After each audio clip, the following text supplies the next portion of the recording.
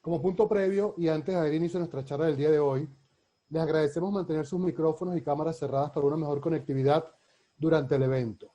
Les recordamos que sus preguntas y comentarios serán recibidos única y exclusivamente a través del chat de la plataforma. En segundo lugar, y como ya es habitual, les damos la bienvenida a nuestro seminario virtual intitulado El Derecho de Petición en la Propiedad Industrial y su tutela en la vía contencioso administrativa. Aprovechamos la oportunidad de agradecer el auspicio de dos de las más prestigiosas organizaciones en el ámbito del derecho administrativo en Venezuela, como lo son la Fundación Estudios de Derecho Administrativo, FUNEDA, representada por su presidente, la doctora Belén Ramírez Landaeta, y la Asociación Venezolana de Derecho Administrativo, AVEDA, en cabeza de su presidente, el doctor Juan Domingo Alfonso Paradisi. Gracias por su respaldo en la organización de este evento. Brevemente, aprovecho la oportunidad para informarles que la Cátedra Libre de Propiedad Intelectual Carlos del Pozo y Sucre de la Universidad Central de Venezuela, con el auspicio del Colegio Venezolano de Agentes de la Propiedad Industrial y el respaldo de la Asociación Interamericana de la Propiedad Intelectual, ACIPI, han organizado y abierto la participación para el premio Mariano Uzcategui Urdaneta al mejor trabajo científico en propiedad industrial en su primera edición. La fecha tope para presentar sus trabajos será el próximo 15 de diciembre del año en curso y desde ya esperamos contar con su participación. Retomando el tema que nos ocupa, hoy tenemos que nuestros insignes panelistas hablarán de uno de los principios fundamentales sobre los cuales descansa el derecho administrativo, y no es otro que la garantía de petición que tiene todo particular o administrado de dirigir y someter requerimientos, reclamos, quejas o demandas al conocimiento de un órgano del poder público. No obstante lo anterior, este derecho de rango constitucional, contemplado en el artículo 51 de nuestra Carta Magna, y reiterado en instrumentos de rango legal, como lo son la Ley Orgánica de Procedimientos Administrativos o la Ley Orgánica de la Administración Pública, tiene un carácter dual, una doble cara, que no es otra que el deber del Estado de dar una respuesta debida y oportuna a dichos requerimientos.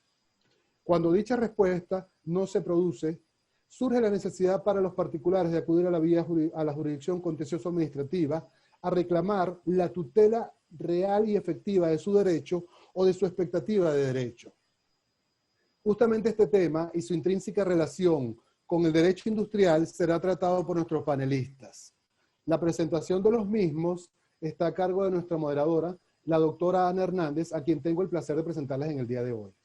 Ana es abogada egresada de la Universidad José María Vargas, cuenta con estudios en Derecho Procesal Civil por la Universidad Central de Venezuela, una especialización en Propiedad Intelectual por la Universidad de los Andes, un diplomado en Derecho Constitucional Mención Contencioso Administrativo por el Instituto de Estudios Constitucionales, es miembro de COVAPI y su actual segunda vicepresidente, es miembro de ACIPI, donde desempeña el cargo de secretaria del Comité de Jurisprudencia.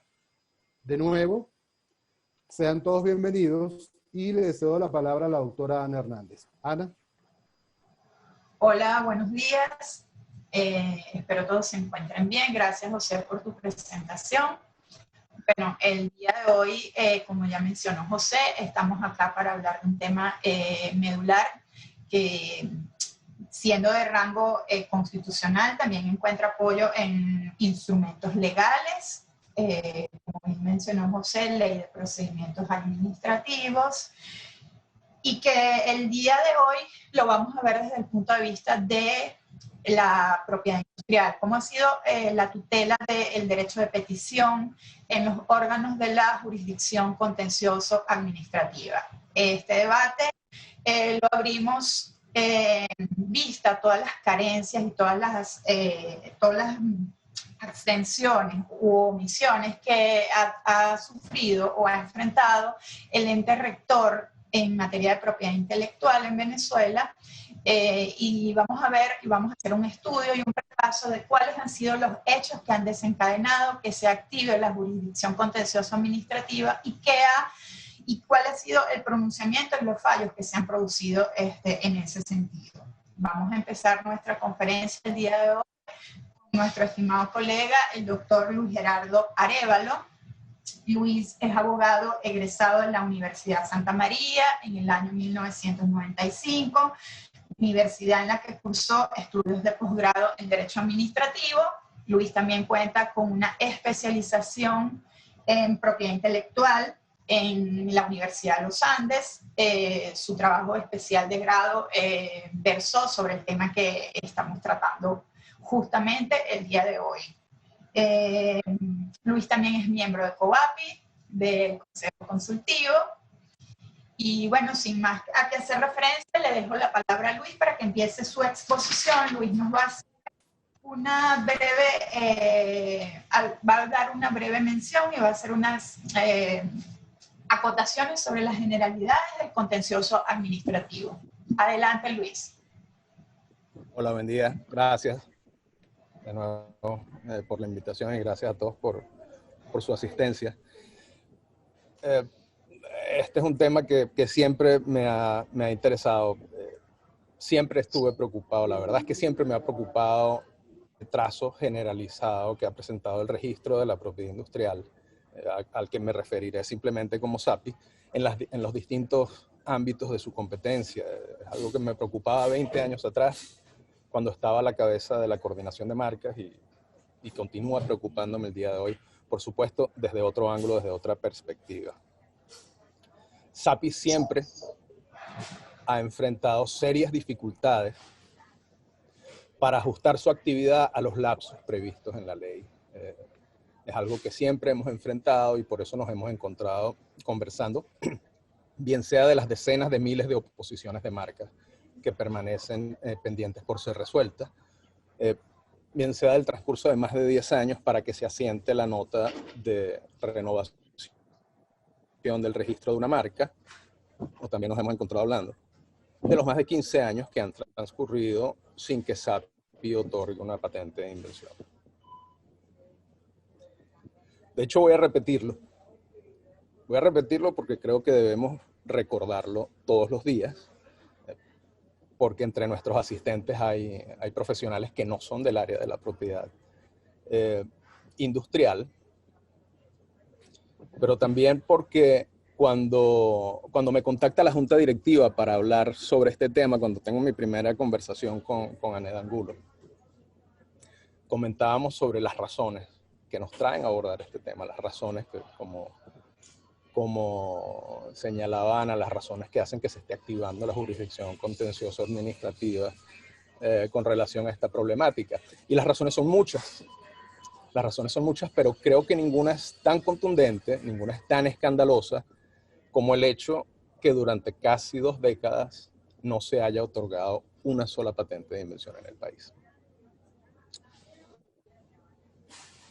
Esta es una situación de la que se ha dicho mucho, de la que hemos hablado en extenso. Se han dicho muchas cosas, desde resaltar la importancia de la propiedad intelectual para incentivar la innovación, para atraer la inversión extranjera. Hemos hablado de la obligación que tiene el Estado venezolano de protegerla de acuerdo con el artículo 98 constitucional.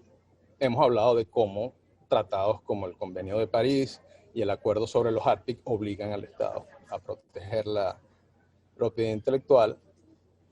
Pero lo que durante muchos años no tratamos, no conversamos, no nos hemos dicho en voz alta, es que esta situación lo que plantea es una sistemática violación del derecho de petición de los solicitantes de marcas y patentes en el país. Una violación de este derecho en la que ha incurrido SAPI al tiempo que, por supuesto, ha inobservado o no ha dado cumplimiento a su obligación constitucional de dar respuesta oportuna y adecuada, por ejemplo, a las más de 20.000 solicitudes de patentes que se han publicado durante todos estos años en el país.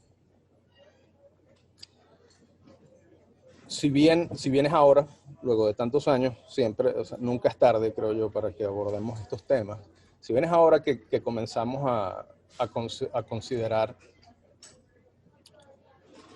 esta problemática desde este punto de vista y analizando el derecho de petición, pues bueno, algo que podemos decir del mismo es que el derecho de petición es todo menos nuevo. Puede que sea un tema relativamente novedoso dentro del foro de la propiedad industrial, pero el derecho de petición es todo menos nuevo. Lo vimos en el Bill of Rights inglés de 1689, lo vimos en la Constitución francesa de 1791, en la primera enmienda de la Constitución de los Estados Unidos del mismo año. Lo vimos en nuestra propia Constitución de 1811 y, por supuesto, lo vemos en el artículo 51 de la Constitución vigente. Su rasgo más característico, a mi manera de ver, y como ya lo adelantaban José y Ana, pues tiene que ver con esa dualidad. Guarda relación con esa dualidad que presenta el derecho de petición, en el sentido que comporta nuestro derecho, nuestra facultad para elevar peticiones ante los órganos de la administración pública y en nuestro caso particular ante SAPI, al tiempo que comporta de igual manera esa obligación para ellos, para la administración, para SAPI, de dar respuesta que debe ser oportuna y adecuada a nuestras solicitudes de registro de marcas y patentes. Otra característica es que el derecho de petición comporta o comprende toda petición que se formule, que se eleve ante un organismo de la administración pública, por supuesto, en el ámbito de sus competencias. Entonces, desde ese punto de vista, podremos hablar de derecho de petición, bien sea que se trate de una solicitud de registro de marca, de una solicitud de patente, de la solicitud de asiento, de una nota en protocolo, de la resolución de una oposición en materia de marcas, en fin, de la solicitud de declaratoria de caducidad por falta de uso de un registro. Son todas áreas en las que podemos hablar de manera abierta de que se ejerce un derecho de petición. Como bien señalaba Ana también, pues bueno, y como les comenté hace un minuto, tenemos una situación en la que SAPI incurre constantemente en abstenciones.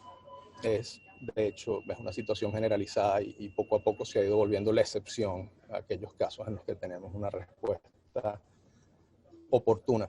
Y por supuesto, estamos acá precisamente para hablar del medio idóneo para controlar las conductas omisivas de la administración. En nuestro caso de SAPI, ese medio idóneo no es otro que la acción por abstención o carencia, o la demanda por abstención o carencia, como la cataloga la Ley Orgánica de la Jurisdicción Contencioso Administrativa. Ahora, esta sesión no es precisamente una sesión que vaya a ser extensa, el tiempo apremia, estamos procurando hacer presentaciones breves, de manera que lo que vamos a hacer es una suerte de introducción al tema y en mi caso, en lugar de hacer un análisis muy exhaustivo del derecho de petición y de la acción por abstención, y en lugar de entrar en detalles como por qué elegimos acción por abstención en lugar de amparo por omisión, o si la obligación de respuesta de SAPI es una obligación general o de dar una respuesta precisa. En lugar de entrar a ese tipo de consideraciones, me voy a referir a algunos aspectos generales del tema, algunos aspectos que además son relevantes para nosotros en el ámbito de la propiedad industrial. Y creo que uno de esos aspectos es que debemos distinguir, debemos estar claros en que abstención o carencia y silencio administrativo, por ejemplo, son cosas muy distintas, tanto en lo que se persigue con una u otra vía o en su propia naturaleza. El silencio administrativo, como bien recordamos, no es más que una ficción legal que nos permite asumir que ante la actuación omisiva de la administración se ha producido un fallo negativo, de manera que podamos interponer el recurso o demanda que corresponda. Mientras que la acción por abstención lo que persigue precisamente es condenar a la administración a que dicte, a que cumpla con su obligación de dictar un acto específico. Entonces, esa es una diferencia importante. La otra, por supuesto, es que la figura del silencio administrativo resulta relevante en los procedimientos administrativos de segundo grado, es decir, cuando ya existe un acto dictado por la administración que ha sido objeto de un recurso administrativo. En cambio, o en contraste, la acción por abstención o carencia pues tiene relevancia tanto en procedimientos de primer grado como en procedimientos de segundo grado.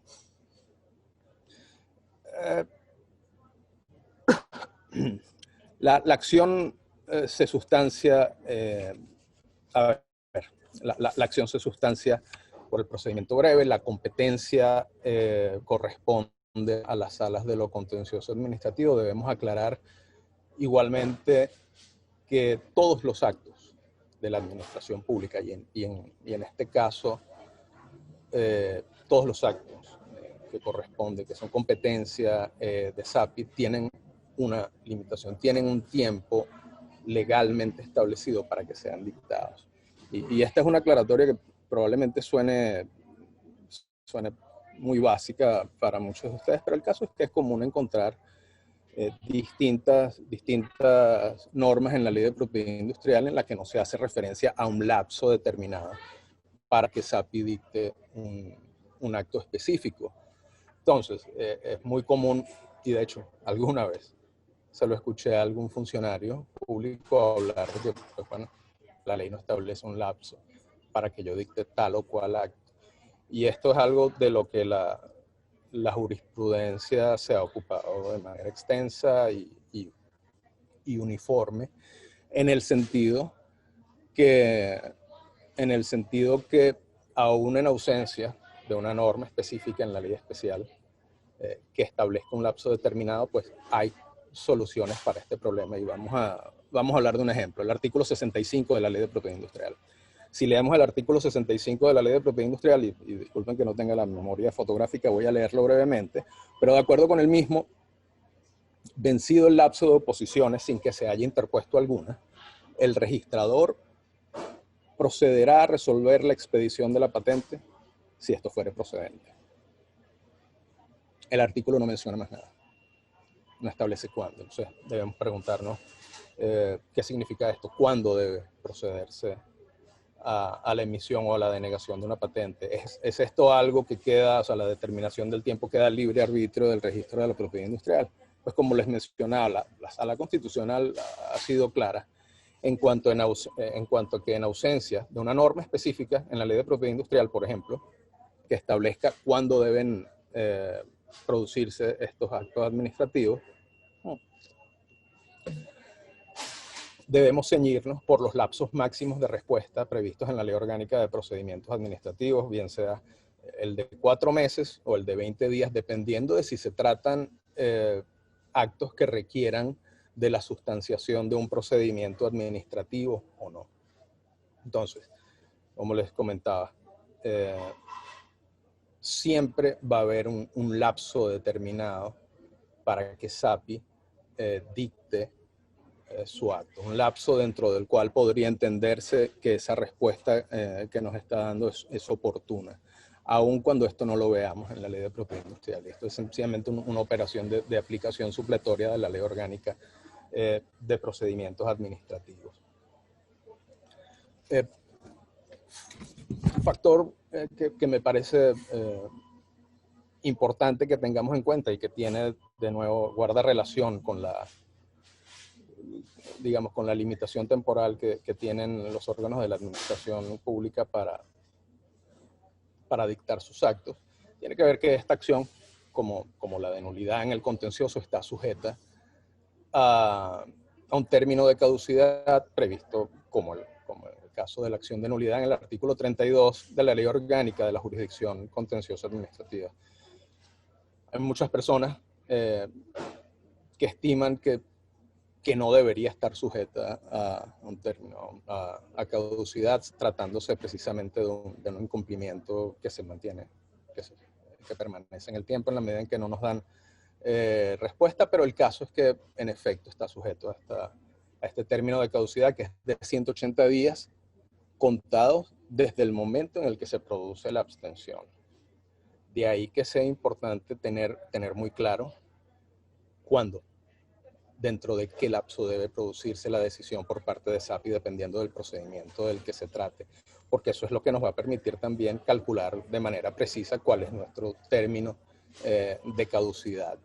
Y pues bueno, de esto puede depender la admisibilidad o no de nuestra acción por abstención. Otro elemento que se me ocurre es relevante para esta conversación que estamos teniendo, que de nuevo, si se quiere, introductoria o general, y que también guarda relación con la admisibilidad de la acción, pues tiene que ver con lo siguiente. A ver, entendemos que la sola formulación de una petición, en la medida en que hayamos cumplido con los requisitos que establece la ley, es suficiente para que se genere la obligación la obligación de la administración de darnos respuesta oportuna y adecuada. Ese es el principio. Creo que basta hacer una lectura del artículo 51 para estar claro en que así funciona el derecho de petición y así se genera la obligación de la administración de darnos oportunidad de adecuada respuesta. Sin embargo, hemos visto que la jurisprudencia a este respecto, o sea, hemos visto fallos contradictorios en el sentido que por una parte se ha declarado la inadmisibilidad de acciones en las que el accionante solamente acreditó haber formulado una petición original, pero no acreditó haber realizado diligencias adicionales para procurarse una respuesta de la administración, pero al mismo tiempo hemos visto que antes se han admitido acciones en las que ni siquiera se ha acreditado, se ha consignado prueba de la petición original, y en esos casos la admisión se ha justificado en la posterior solicitud de antecedentes administrativos, que es típica de cualquier juicio en el contencioso.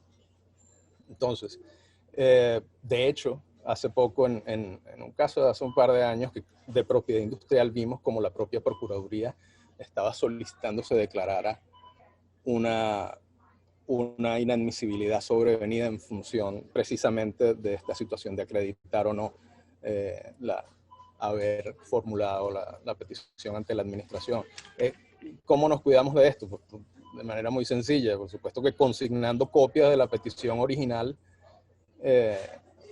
con nuestra acción y por supuesto considerando la conveniencia de ratificar nuestras peticiones originales. De esa manera mantenemos al margen cualquier posibilidad de que se nos declare una inadmisibilidad por una tontería como esta, ¿no? Esto les comentaba también que la sustanciación de la acción por abstención se sustancia de acuerdo con el procedimiento breve previsto en la Ley Orgánica de la Jurisdicción Contencioso Administrativa.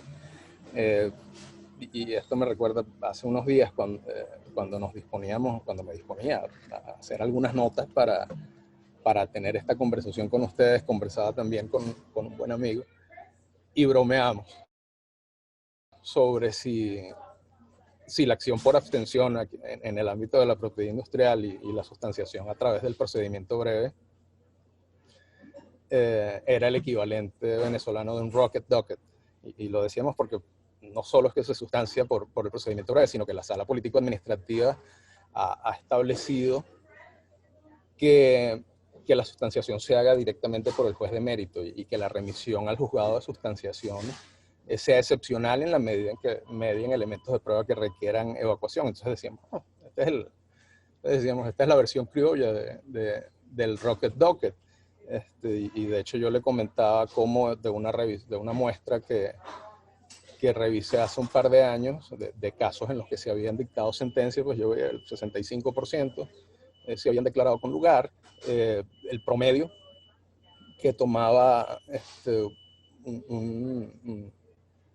el juicio por una acción por abstención o carencia era de alrededor de 10 meses y de hecho hemos visto casos en los que las sentencias se han dictado en menos de 6 meses. De manera que sí, pues hay una situación allí, si se quiere, de celeridad a la cual pues en el ámbito de la propiedad industrial no estamos muy acostumbrados. Sin embargo,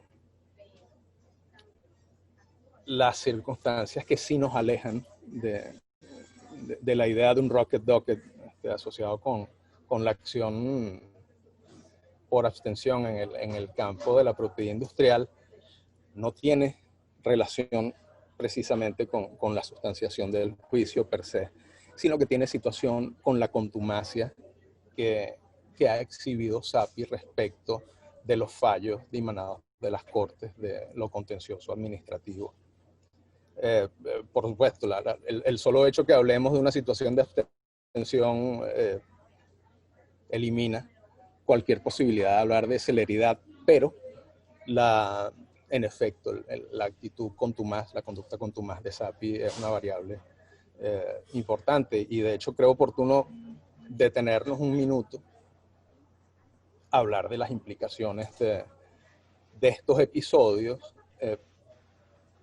Una vez más, y como lo hemos mencionado en otras sesiones, porque tenemos nuevas directivas, tenemos nuevas autoridades en el Servicio Autónomo de la Propiedad Intelectual, y una vez más esperamos que estas conductas no se repitan en el tiempo. Esperamos que no experimentar esta contumacia que hemos visto respecto a algunos fallos dictados por las Cortes. Fíjense que esto tiene que ver menos con el derecho de petición,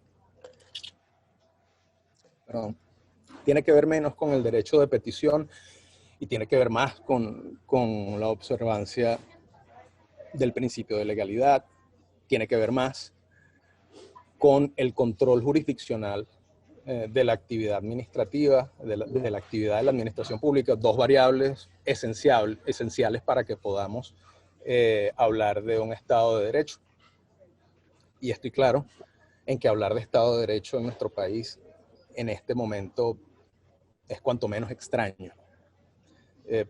Pero aún así, hay que enfatizar que esta sostenida contumacia que le hemos visto al registro de la propiedad industrial respecto de los fallos que dictan las Cortes es una situación gravísima, es un nuevo sesgo de arbitrariedad que estamos experimentando. Bueno, no es nuevo, un sostenido sesgo de arbitrariedad que estamos experimentando y que no debemos dejar de denunciar, de rechazar y al que hay que ponerle fin. Y una de las maneras de hacerlo es, por supuesto, estimulando este tipo de acciones y teniendo este tipo de sesiones con ustedes. De hecho, si me preguntan a mí, les comento de las ideas que me venían a la cabeza, pues por supuesto, más allá de la grave problemática que enfrentamos, pues uno no deja de alegrarse porque finalmente estemos tocando estos temas, no solamente porque a mí me interesan en lo personal, como a muchos de ustedes, y porque tenemos el deber de informarnos y de conocer sobre los mismos para estar en capacidad de ofrecer medios a nuestros clientes, recursos para que sean efectivamente tutelados sus intereses. Pero también porque en estas sesiones tenemos a mucha gente joven uniéndose, asistiendo, gente joven que se está iniciando en el campo de la propiedad intelectual, gente que en estos momentos no está viendo lo mejor de la propiedad industrial en el país. Y yo creo que es bueno también abrirlos a algunas de las características de la propiedad industrial, y una de esas es precisamente la suerte de transversalidad que la caracteriza, en el sentido que se solapa con el derecho administrativo, específicamente en la etapa de procura, de otorgamiento de marcas y patentes, como bien se solapa con el derecho civil o con el derecho penal a lo largo del camino y en el ámbito de la observancia de estos derechos. Yo, en esta misma línea, y así como hoy estamos conversando sobre derecho de petición y sobre la conducta omisiva de SAPI, se me ocurre que uno de los temas de los que muy probablemente nos encontremos conversando en el futuro tiene que relacionarse con la responsabilidad patrimonial de la administración pública en el campo de la propiedad industrial. Fíjense, el lugar común en cualquier presentación sobre marcas y patentes es que nos encontremos hablando o escuchando sobre la importancia de la propiedad intelectual como un instrumento, como una herramienta competitiva, sobre el inmenso valor que pueden condensar las marcas o las patentes. Hablamos sobre los cientos de millones que valen marcas como Amazon, Google o Apple o o el enorme valor de un portafolio de patentes. Pero en nuestro contexto actual, en el escenario que vivimos actualmente, quizás deberíamos preguntarnos cuál es el valor, cuál es el impacto económico de no contar con una marca o una patente en el país como consecuencia directa de las abstenciones en las que ha incurrido SAPI. Creo que estas preguntas, además de interesantes, son importantes que nos las formulemos precisamente para contextualizar, para tener una idea del daño que puede infligir SAPI en solicitantes de marcas y patentes, precisamente por no adecuarse a los parámetros de respuesta oportuna y adecuada, a los que está obligado de acuerdo con la Constitución. Por supuesto, es una conversación importante e interesante, pero que probablemente tengamos o que podamos tener con más propiedad un escenario en el que hablar de Estado de Derecho pues suene menos etéreo. Yo con esto termino y solo me queda agradecerles a ustedes por su atención, a la Junta Directiva por su invitación y por supuesto a FUNEDA y a VEDA por apoyar esta iniciativa. Muchas gracias. Muchas gracias, Luis, por tu participación. Muy interesante tus reflexiones acerca de las generalidades del contencioso administrativo. En virtud de ello voy a hacer mención que efectivamente hemos visto que en el devenir del tiempo el Servicio Autónomo de la Propiedad Intelectual, SAPI, ha venido emitiendo decisiones, se generan actos administrativos que son impugnados en la misma sede administrativa o se ejerce bien sea el recurso jerárquico y no se obtiene, los particulares no obtenemos la debida o la oportuna respuesta del ente administrativo y de ahí que hemos tenido que acudir a la jurisdicción contencioso administrativa en este caso, que es el órgano jurisdiccional constitucionalmente facultado para tal fin. Pero ¿qué ha ocurrido en el devenir del tiempo con todas esas abstenciones u omisiones en las que ha incurrido el SAPI? Desafortunadamente, o digamos que en el devenir del tiempo no ha habido, digamos, una actividad de accionar ante el contencioso administrativo, sino que hemos visto y hemos enfrentado una actitud, digamos, más bien pasiva. Sin embargo, el mismo ente administrativo, el Servicio Autónomo de la Propiedad Intelectual, ha notificado a los interesados y a los titulares de derechos a que activen o a que ratifiquen sus peticiones y esto a su vez genera una nueva expectativa de derecho abriendo nuevos lapsos procesales de los cuales se han desprendido una serie de acciones que han ido a la jurisdicción. Y en ese sentido debo destacar que durante el año 2008 el Servicio Autónomo de la Propiedad Intelectual en el boletín oficial emite aviso oficial para que todos aquellos interesados que hubiesen presentado recursos jerárquicos por ante el Ministerio de la Época ratificaran sus peticiones con el compromiso de que iban a ser decididas en un lapso perentorio. Estas ratificaciones ocurrieron y desafortunadamente para los interesados las decisiones nunca llegaron. Este preámbulo lo hago para darle presentación a nuestro colega José Gregorio Torrealba, a quien damos una especial bienvenida. José Gregorio es especialista en abogado de la Universidad Santa María del año 97, especialista en Derecho Administrativo de la UCAP en el año 2002, es un abogado líder en el área de resolución de controversias y derecho público por los directorios legales más relevantes como son AVEDA, la Asociación Venezolana de Derecho Administrativo, actual presidente de la Asociación Venezolana de Arbitraje y socio senior de Lega Abogados. Además cuenta con un máster en leyes de la Universidad de London. No me queda más que darte la bienvenida a tu presentación, José Gregorio. Él nos va a hablar de un caso para estudio, la ratificación de solicitudes y recursos administrativos y el ejercicio de acciones en el contencioso administrativo. Adelante, José Gregorio. Muchísimas gracias, Ana, por la presentación tan amable, y también quiero darle mi agradecimiento a la Junta Directiva de COAPI por esta invitación, además de felicitarlos por querer hacer un evento que trate sobre este tema que digamos, ha venido sacudiendo la administración en materia de propiedad industrial en Venezuela, ¿no? También quiero agradecer a FUNEDA y a la Asociación Venezolana de Derecho Administrativo por haber apoyado con la organización.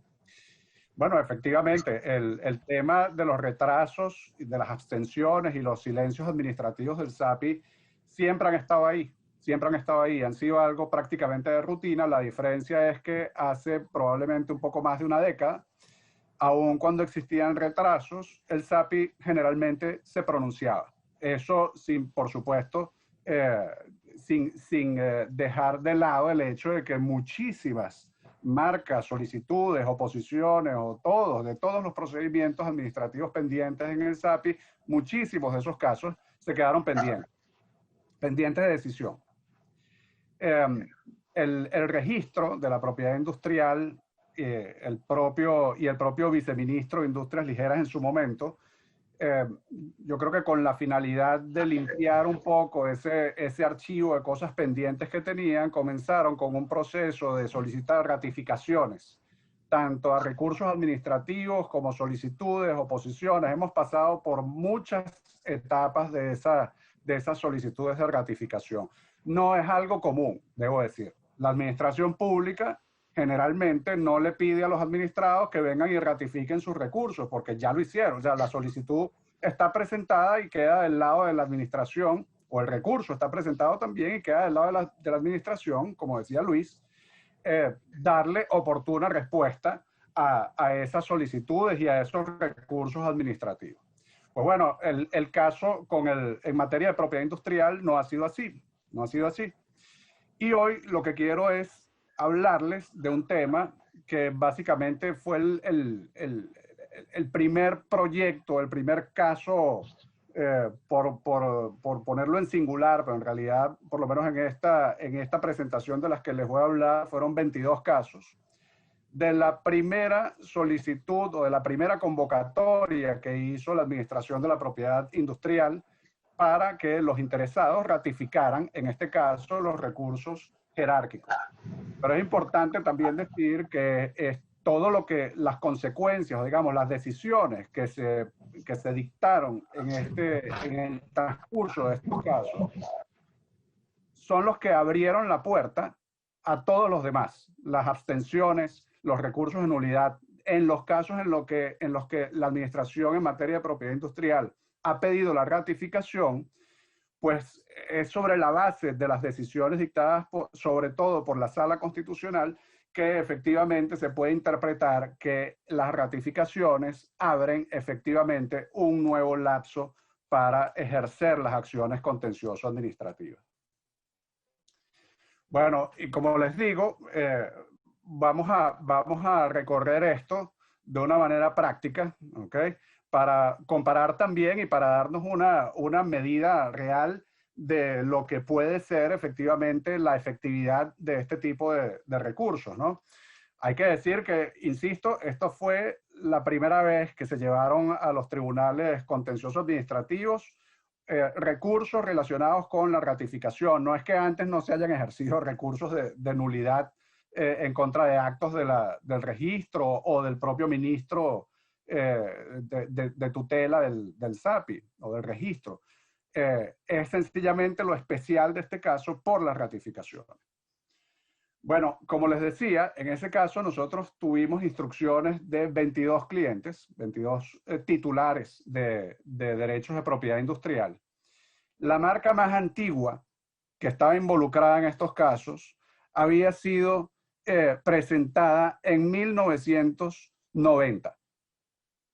Ya para el 2008 ya había cumplido mayoría de edad. Y la más reciente de las marcas involucradas había sido presentada en el año 2002. Ya tenían, como les digo ahí en esa primera etapa que pueden ver en la presentación, 18 años de espera la primera solamente para obtener una respuesta del recurso jerárquico que se había presentado. Pero en el año 2008 entonces vino el viceministro de Industrias Ligeras de aquel entonces y publicó un aviso oficial dirigido a tramitantes e interesados, donde existía un requerimiento para que los recursos jerárquicos que habían sido presentados, que lo hizo de una manera muy curiosa, porque en el aviso oficial se listan una serie de boletines y el siguiente párrafo dice que en todos los boletines también los que presentaron recursos jerárquicos contra decisiones publicadas en todos esos boletines podían también presentar su ratificación.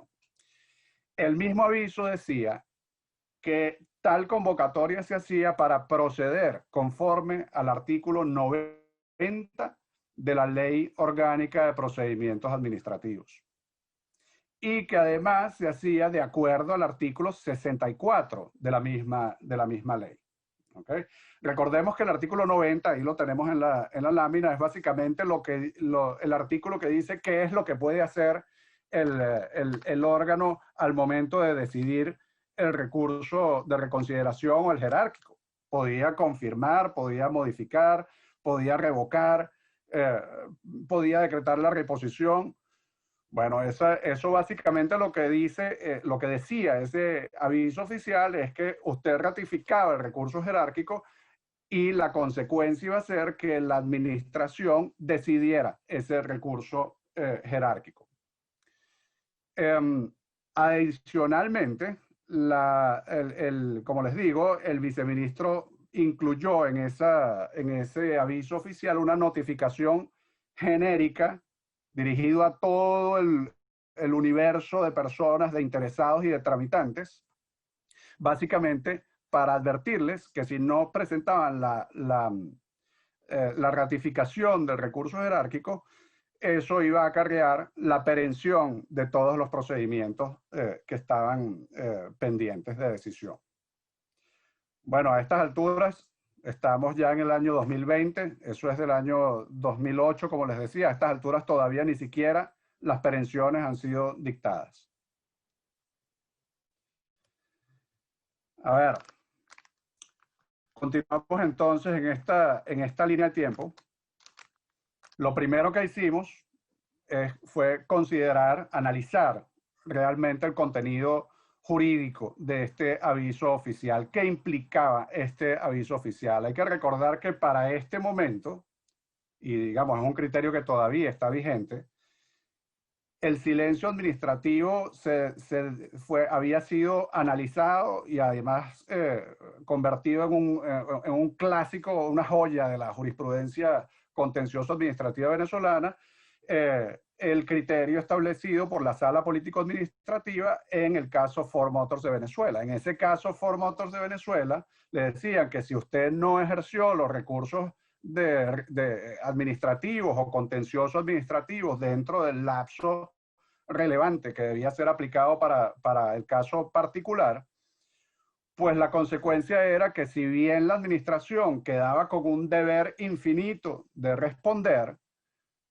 ya no habría otra oportunidad para los administrados para poder presentar los recursos contenciosos administrativos. Bueno, ese era el criterio con el cual nos estábamos enfrentando, porque además era claro para ese momento, estamos hablando del año 2008-2009, era claro que las ratificaciones voluntarias de una solicitud o de un recurso tampoco abrían la puerta a una reapertura del lapso de caducidad para presentar el recurso contencioso o la acción contencioso administrativo de nulidad en este caso. Bueno, nuestro criterio, y así lo expusimos en un caso piloto, digamos, porque no queríamos contactar a todos los titulares que estaban con los cuales teníamos, por supuesto, en la firma algún trato. No queríamos contactarlos a todos para invitarlos a lanzarse en una aventura que en realidad no sabríamos cómo terminaba. Así que contactamos a uno para ofrecerle esto como un caso piloto. Y en el texto de la demanda de nulidad nuestro argumento sobre el tema de la admisibilidad era precisamente que el aviso implicaba una intención de decidir los recursos jerárquicos ratificados, que como consecuencia se reabría el lapso para decidir de los 90 días hábiles que tiene el ministro para poder decidir. Y en consecuencia, luego de vencidos esos 90 días hábiles, se reabría también, y creo que el término no es del todo correcto, porque no es reabrir, se abre nuevamente un lapso de caducidad sobre la base de ese aviso oficial que se había publicado.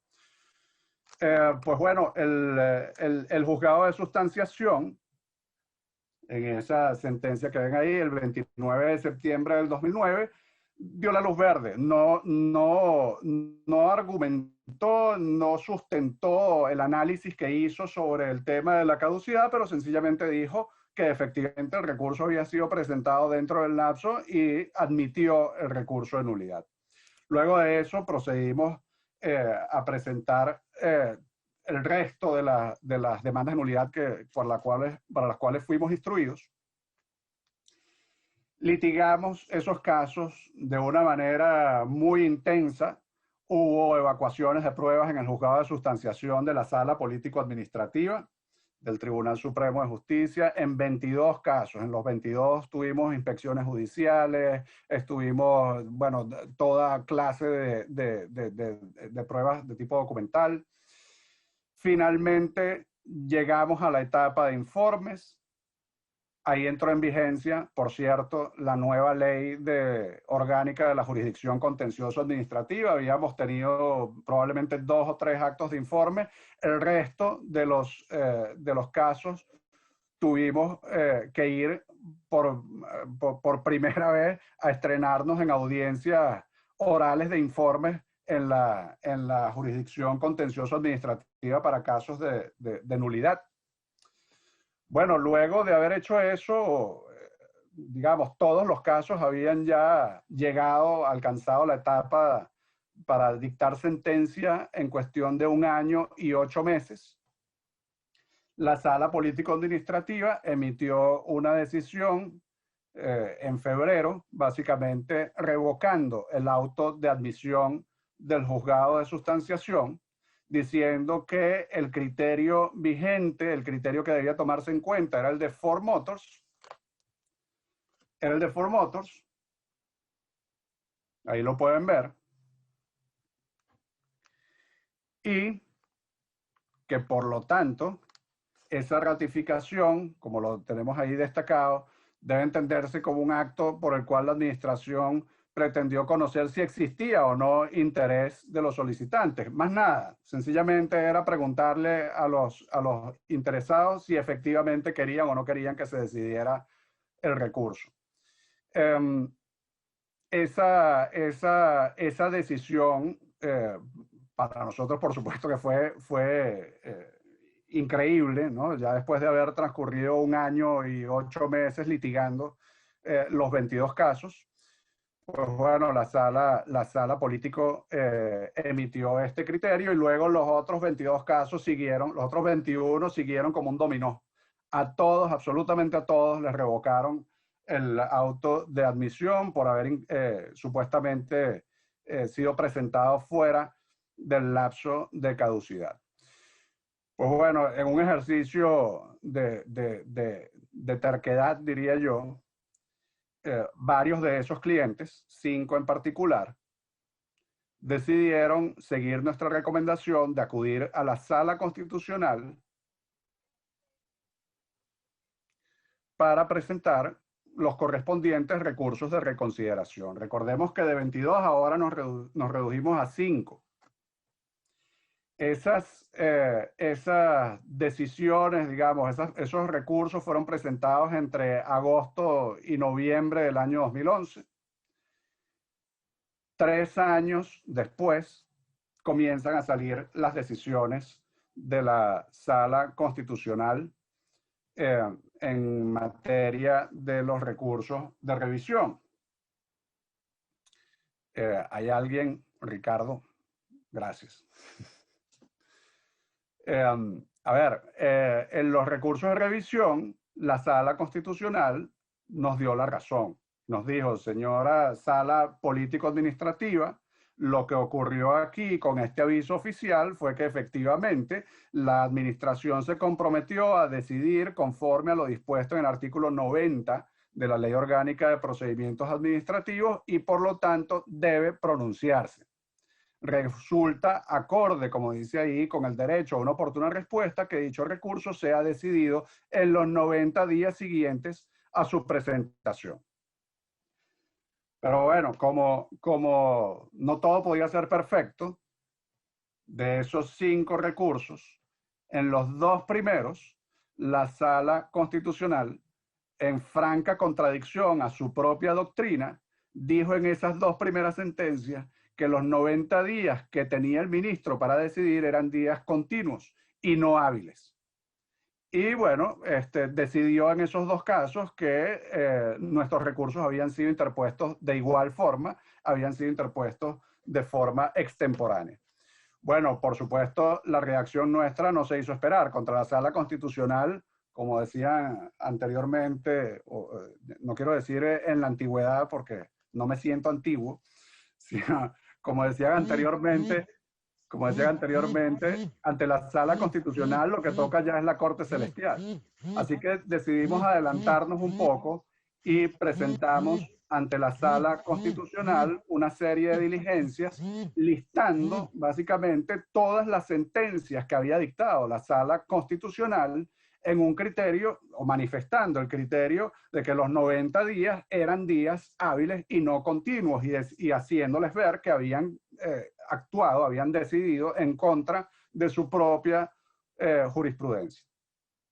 Bueno, en todos estos casos que ven acá, después de los 2 primeros, el que vemos ahí, Ferrero marca Tronchi, y este que ven acá en grande, que es la marca Ferrero, diseño Ferrero, en esos 2 casos, los recursos, aun cuando nos dieron la razón en cuanto a la reapertura del lapso para decidir, nos dijeron también que habíamos interpuesto los recursos de manera extemporánea. Luego de haber presentado las diligencias ante la sala, listando todas las sentencias donde decían lo contrario, comenzaron a salir los recursos de revisión declarados con lugar y señalando efectivamente que los recursos habían sido interpuestos como debía ser de manera tempestiva. Bueno, todos estos recursos fueron entonces notificados, todas estas sentencias fueron notificadas a la Sala Político-Administrativa. La última de estas sentencias fue dictada por la Sala Constitucional el 28 de abril del 2016.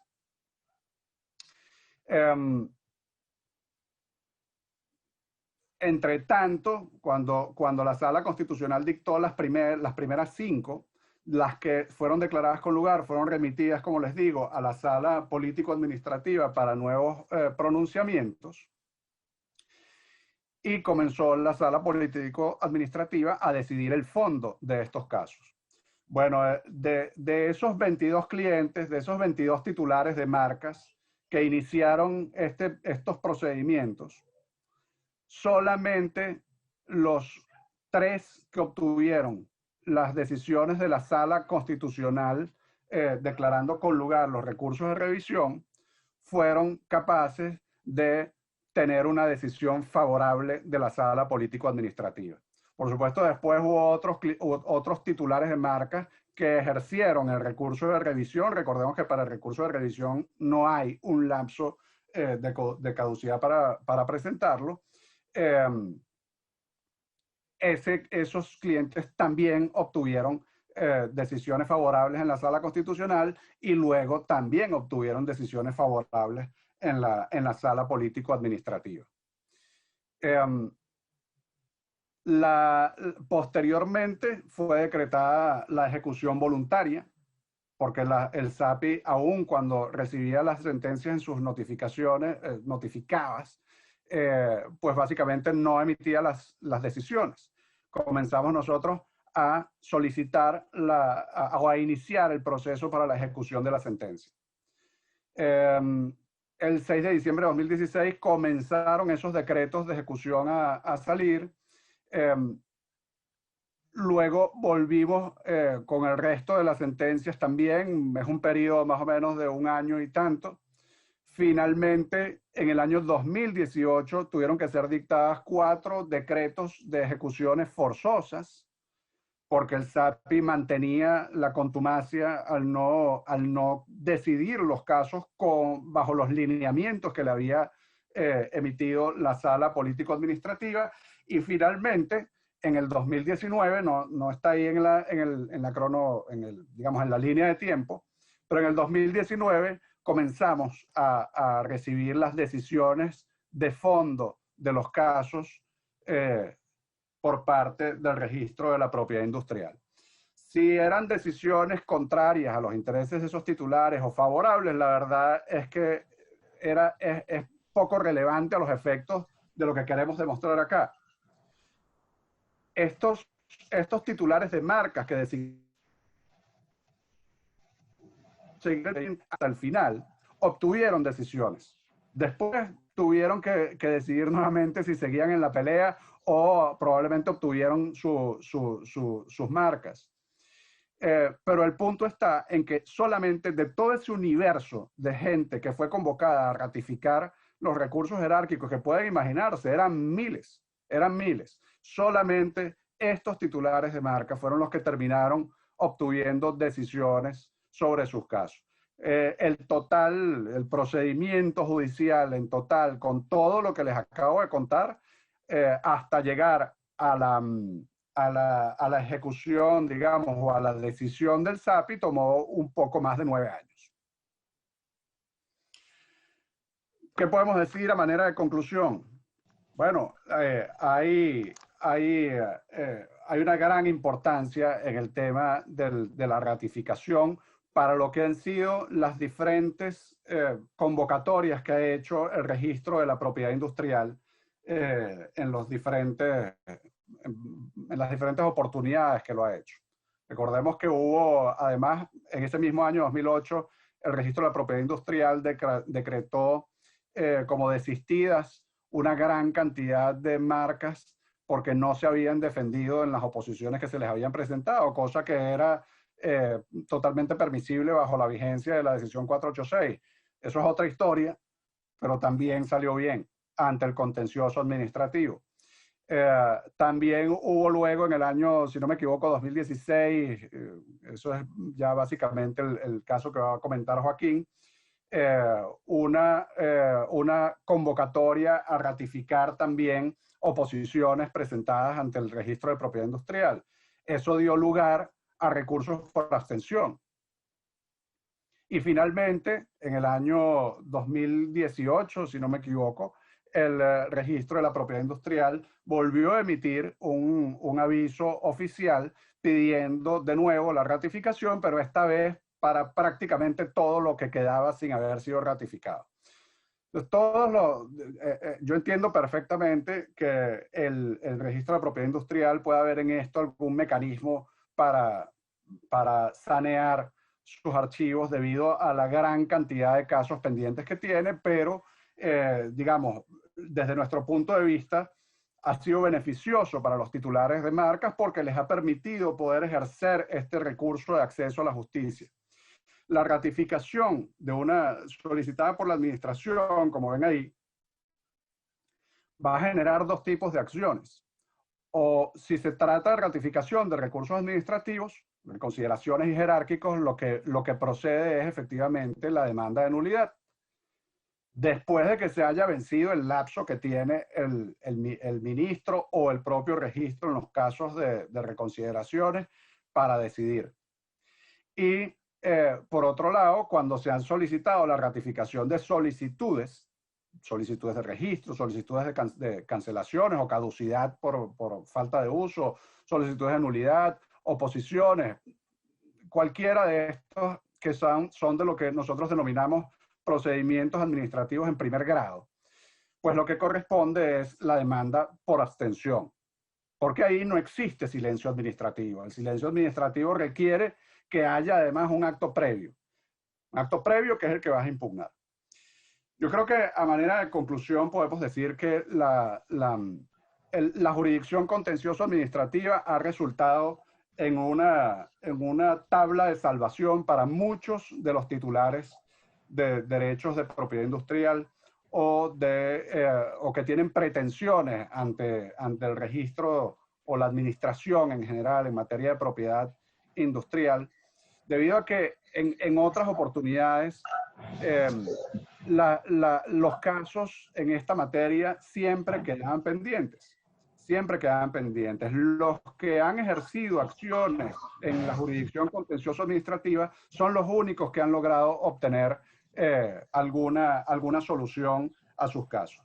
Y hay que decir, esto, digamos, es un tema que hay que manejar con mucho cuidado. Sabemos muy bien cuál es la situación actual del Poder Judicial, pero en materia de propiedad industrial, la jurisdicción contencioso administrativa ha jugado un papel muy importante.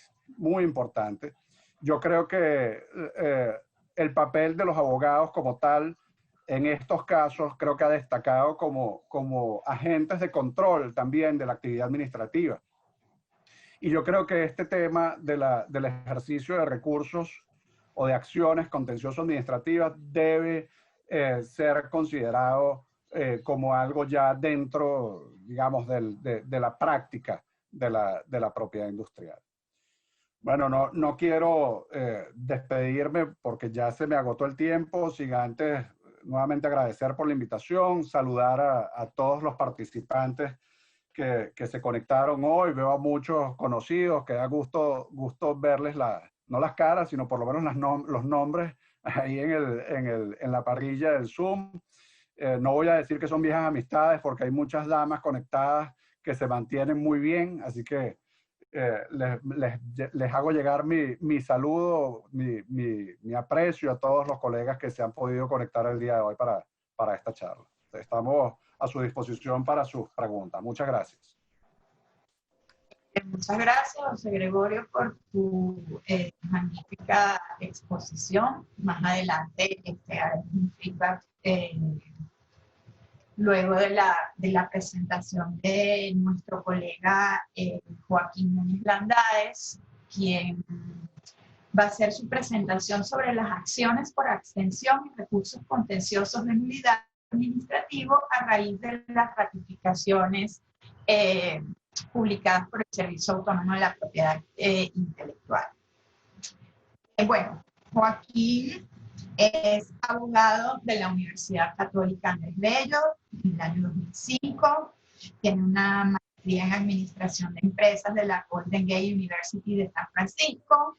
Tiene una maestría en Propiedad Intelectual en el John Marshall Law School en 2008. Es miembro de COVAPI, ACIPI y es socio de Joe Peláez Castillo y Duque. Y abogado líder en materia de recursos contenciosos de la firma. Bueno, Joaquín va a tocar un tema bastante, digamos, un poco álgido en lo que a materia contencioso administrativa se refiere, visto que, como ya mencionó José Gregorio en su magnífica exposición, así como mencionó Luis, la administración, en este caso el SAPI, constantemente emite decisiones, las cuales son recurridas por los particulares y nos quedamos en un limbo jurídico porque nos quedamos a la espera de que se haga un pronunciamiento que, haciendo una cuenta corta, podemos decir que tenemos una espera al menos de 15 años en materias de recursos de reconsideraciones y tal vez un poco más en materia de oposiciones. Como ya venimos hablando, el tema de los avisos oficiales de ratificación ha abierto la puerta para que se interpongan acciones contenciosas administrativas, esto desde el año 2008. Sin embargo, con la entra en vigencia la Ley Orgánica de la Jurisdicción Contencioso Administrativa. También se abrió la puerta a la universalidad del control de los actos que emanan de la administración pública. Quiere decir que cualquier decisión de la administración pública, pues no hay obligación por parte del administrado en agotar la vía administrativa, sino que puede recurrir directamente en dicha sede contenciosa. Ahora bien, tenemos dos experiencias posteriores a las que mencionaba, a las que bien explicó José Gregorio, y que también nos mencionó un poco. Tenemos la experiencia del año 2016, cuando el SAPI, el registrador, publica más de 14.000 solicitudes que estaban pendientes de decisiones de oposición. Y 24.000. Perdón, 24.000. Y luego en el año 2018 se repite esta experiencia, pero esta vez en materia recursiva y en materia de acciones de terceros en contra de marcas registradas. Dicho todo esto, le dejo la palabra a Joaquín para que nos explique en qué ha versado las acciones que se han intentado y cómo ha sido su desarrollo en los tribunales competentes. Adelante. Muchísimas gracias, Ana, por esa presentación. ¿Verdad? Muy agradecido. Igualmente muy agradecido con la Junta Directiva de COVAPI por esta invitación. Igualmente a Veda y a Funeda, que nos acompañan hoy. A todos los participantes, muy buenos días. Como les comentaba Ana, yo voy a dar unos breves comentarios sobre lo que ha ocurrido a raíz de los procesos de ratificación, específicamente del 2016, del boletín 566 del 14 de noviembre de ese año 2016, en donde el SAPI publica un aviso oficial solicitando a los oponentes a ratificar la oposición previamente consignada. Ellos basaron ese aviso oficial en los artículos 30 y 53 de la Ley Orgánica de Procedimientos Administrativos, que, bueno, señalan lo que es la celeridad y eficacia, impulso procesal, y lo ponen en con dos finalidades, ¿okay? La primera, depurar los procedimientos administrativos en trámite, para ver quién sigue interesado y quién no. De 24.000 casos, uno se podrá imaginar de ya... con todos los años transcurridos, pueden haber varios que ya no les interesa seguir en el trámite, y por el otro lado ya agilizarlos que efectivamente la gente ratifique y, bueno, obtener una decisión después de todo el tiempo esperado. En este boletín fueron 17 tomos, que aproximadamente tiene 100 páginas cada uno, fueron más de 24.000 casos de oposición, se dice en verdad bastante rápido, pero hay que verle la cara a lo que son 24.000 casos de oposición. Y bueno, del más viejo que conseguimos, de los que estaban ahí publicados, efectos de ratificación, encontramos oposiciones y solicitudes específicamente del año 1972. Es decir, en verdad casi más de 40 años en ese caso en particular, ¿no? Y bueno, y también encontramos de esos 24.000 casos, oposiciones o solicitudes presentadas en el año 2014 que tuvieron una oposición y que después efectivamente fueron publicadas para efectos de esa ratificación como tal, ¿no? De esos 24.000 casos, habían dos opciones, ¿no? Y como abogado practicante, estaba en dos posiciones antagónicas. Una como el representante del accionante, del oponente, y por el otro lado, como el defensor de la solicitud en la cual ese tercero presentó oposición. ¿Okay? Dos artículos importantes de la Ley de Propiedad Industrial al respecto, más allá del artículo 67 que establece la posibilidad de presentar esa oposición, es el artículo 80 que establece que el registrador resolverá la oposición con las pruebas que presenten los interesados dentro del plazo de 30 días, contados a partir del vencimiento de los lapsos establecidos en el artículo 78 de dicha ley, que es el referente a la contestación de oposición.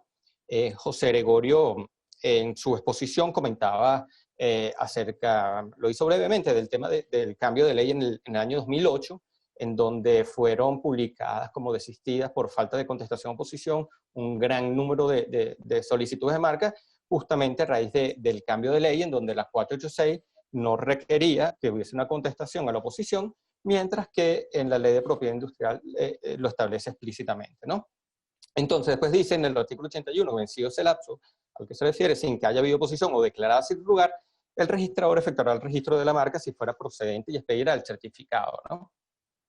Hablamos del tema de cómo a raíz de estas ratificaciones hay una reapertura de los lapsos en los cuales la administración debe decidir, y en base a eso existe la opción de acudir a la jurisdicción contenciosa administrativa para finalmente obtener una decisión a estas oposiciones, ¿no?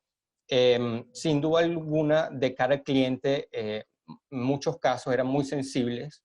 Ya de por sí es muy difícil explicar por qué no deciden una oposición que tiene 20 años en espera o más.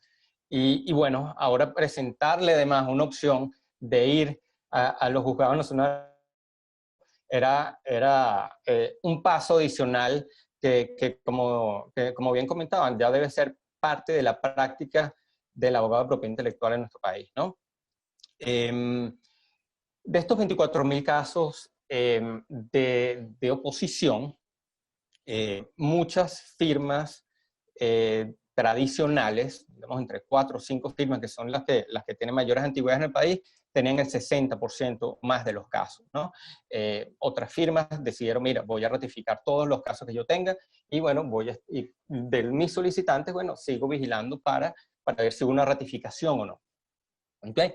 Específicamente, en estos casos, estratégicamente nos fuimos por las demandas por abstención o carencia, solicitando una decisión. Ya no era que gano o pierda el caso, sino más bien SAPI decide, es el momento, ¿no? En esa oportunidad se llevaron más de 200 solicitudes de marca, tanto actuamos como tanto de oponentes, como en representación de los solicitantes, y bueno, había mucho escepticismo, poca confianza, ¿no? No había muchas expectativas, era un gasto adicional para el cliente, había un poco de recelo sobre si ejercer esta acción o no. Al final, tienes dos opciones, ¿no? Seguir esperando o hacer algo. Entonces, bueno, se decidió, vamos a hacer algo, vamos a ver qué ocurre, se hicieron los casos pilotos, y bueno, empezamos ya con el tema de empezar a ejercer las acciones, el lapso que para ejercerlo lo comentaba Luis en su presentación, establecieron la Ley Orgánica de la Jurisdicción Contenciosa Administrativa en el artículo 32, con todos los requisitos de admisibilidad en el artículo 23 y 24, y aquí en verdad contamos con un procedimiento que es bastante bondadoso porque en verdad hemos obtenido estas decisiones, o las obtuvimos en un lapso de un año, año y medio, bastante concentrado. Particularmente, como les comentaba, muchas personas eran de la opinión de que, bueno, te ibas a presentar una acción más que no iba a tener una respuesta. Pero en este caso, por ser un tema tan evidente, la abstención, y que, bueno, ellos publicaron este aviso oficial para ratificar y agilizar, las decisiones fueron favorables, ¿no? Situaciones que se podían plantear al momento de preparar estas demandas por abstención o carencia. Bueno, no me ratificaste la oposición, yo estoy representando a mi al solicitante, que solicito, bueno, que le declare la aprehensión de la oposición, porque ya que no la ratificó es porque no sigue interesado, y ordena a SAPI un pronunciamiento explícito sobre su registrabilidad, ¿no? Por el otro lado, si fui yo el que ratifiqué la oposición en defensa de mi cliente, estaba oponiéndome al registro de una marca de ese tercero, bueno, pido al tribunal competente, en este caso a los juzgados nacionales, que declare la abstención y ordene al SAPI decidir sobre el mérito de la oposición, ¿no? Que en este caso el artículo 80 de la Ley de Propiedad Industrial establece que son en 30 días, ¿no? ¿Qué ocurre? Hay varios supuestos. De estos 24.000 casos, bueno, podremos ver que hay un poquito de todo. Bases de oposición que estaban vencidas, escritos de desistimiento sobre las marcas base, en fin, o sea, había una serie de elementos que había que considerar en cada caso y que independientemente de estos elementos, el tribunal lo único que se iba a pronunciar es acerca de la abstención. ¿Ok? Concretamente, para ejercer este recurso hay que tomar en cuenta la omisión de la administración respecto a una obligación prevista de manera específica, una norma legal, como es el caso, y la omisión de actuaciones que le son jurídicamente exigibles, ¿no? Joaquín, Dígame.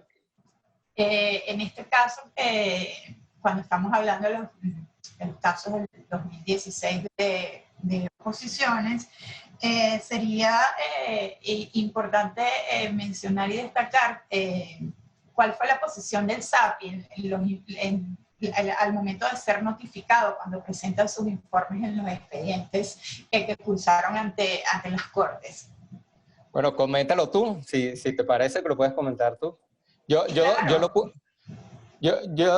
si quieres, déjame terminar esta parte, porque lo que creo que es importante, sobre todo por los documentos anexos, ¿no? Que debe acompañar esta demanda por extensión o carencia, y se anexan específicamente en el libelo, y bueno, donde se establezcan o se acrediten todos esos elementos y los trámites efectuados, como pueden ser la oposición, copia de la oposición, donde efectivamente se desprenda esa obligación que tenía el SAPI para decidir, ¿no? Pero para terminar esta parte de los casos de abstención o carencia, bueno, como comentaba, en base al procedimiento breve, en el artículo 65 de la Ley Orgánica de Jurisdicción Contencioso Administrativa, pero es bien interesante que comentes un poco sobre esos informes, Ana, ya que hiciste esa mención.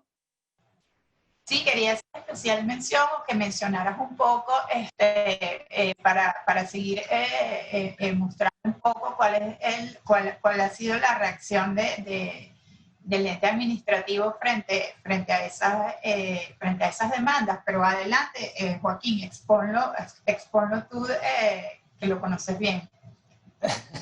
No, el tema, una vez con estas demandas que efectivamente obtuvimos unas decisiones favorables, bueno, viene una serie de gestiones en donde efectivamente uno solicita que le den cumplimiento.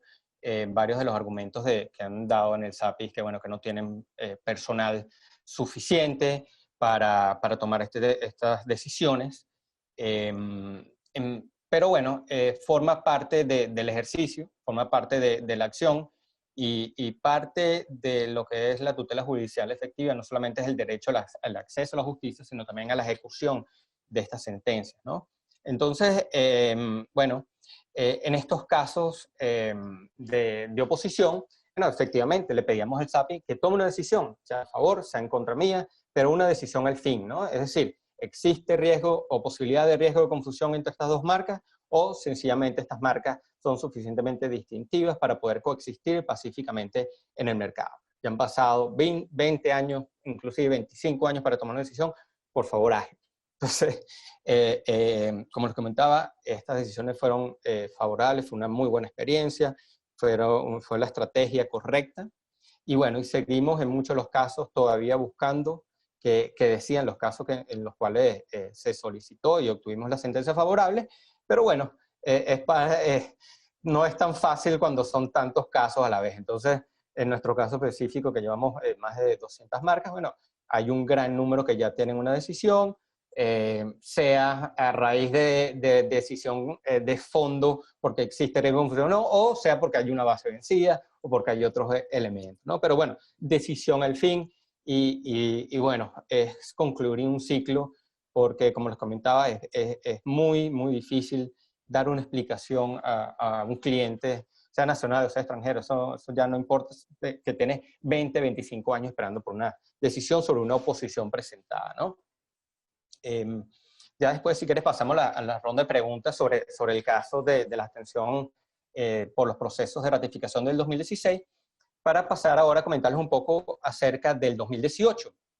Otro boletín extraordinario, el 12 de noviembre del 2018 específicamente, el boletín de la propiedad industrial 588, y en este caso no eran ratificaciones a procedimientos de oposición que se encontraban abiertos, sino ya ratificaciones a recursos de reconsideración ya presentados, acciones de cancelación, de nulidad, en fin, otro tipo de acciones, ¿no? Y dentro de los recursos de reconsideración, dentro de la gran variedad de posibles negativas, desde descriptividad de un signo, hasta una anterioridad previa, con lo cual negaban la solicitud de registro posterior, ¿no?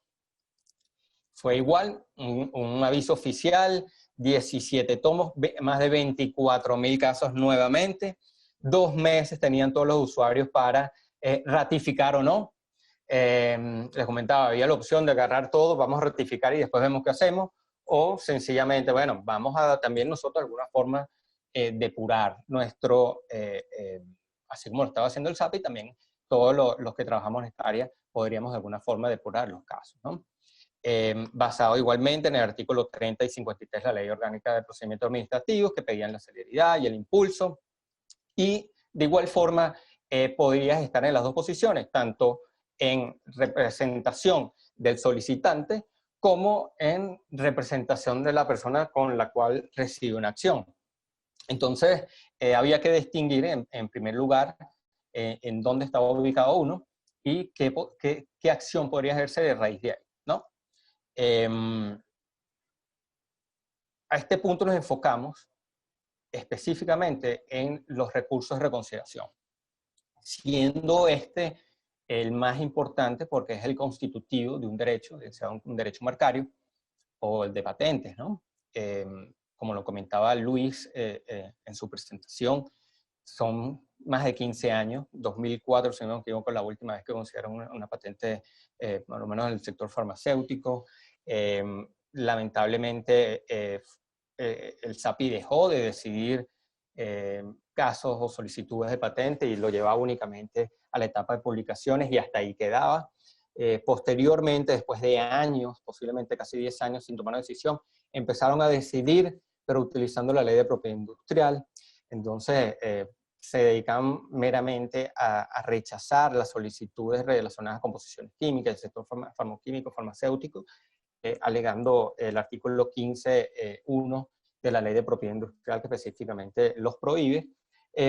Y bueno, nosotros específicamente en la práctica veníamos reconsiderando, presentando recursos de reconsideración en contra de esas decisiones, alegando principalmente el vicio del falso supuesto de derecho, ya que me estás aplicando una ley que no era la que correspondía aplicar, tal como ya lo ha dejado sentado en varias oportunidades el Tribunal Supremo de Justicia y toda ya jurisprudencia hoy en día, ¿no? ¿Qué ocurrió entonces a raíz de estas ratificaciones? Bueno, nos enfocamos en los recursos de reconsideración. Toda persona que tenga interés puede provocar la anulación de un acto por razones de inconstitucionalidad e ilegalidad. Entonces, procedimos de esta forma a través de un recurso contencioso administrativo de nulidad contra el acto denegatorio tácito generado por el silencio administrativo en el cual incurrió el SAPI. La competencia igualmente en el artículo 23 y 24 de la Ley Orgánica de la Jurisdicción Contenciosa Administrativa. Los juzgados competentes son los juzgados nacionales, de acuerdo a la sentencia de la Sala Jurídico Político Administrativo. Los requisitos estaban en el artículo 33 y 35, y voy a hablar brevemente, porque ya estoy corto de tiempo, sobre los casos específicos de marcas y de patentes que manejamos aquí. En los casos de marcas denunciamos los vicios de nulidad, principalmente el vicio de ilegalidad establecido por el falso supuesto de derecho en el artículo 27. Me estás aplicando una norma que no era la que me debió aplicar. Si me querías negar una solicitud de marca, lo debió hacer en base al artículo 33.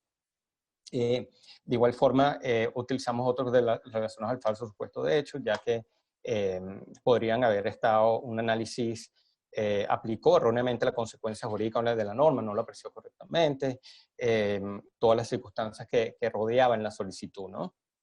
Entonces, bueno, de igual forma yo creo que es importante mencionar lo que es la sustanciación, ¿no? o la importancia de tener un expediente administrativo bastante robusto al momento de que se haya presentado ese recurso de reconsideración, si es el caso de descriptividad, que lo haya declarado el SAPI, bueno, tener los elementos y los medios probatorios adecuados para demostrar que estamos frente a un término, un signo distintivo intrínsecamente distintivo, que no es, no señala ni es descriptivo, ni señala elementos de los productos o servicios que pretende proteger.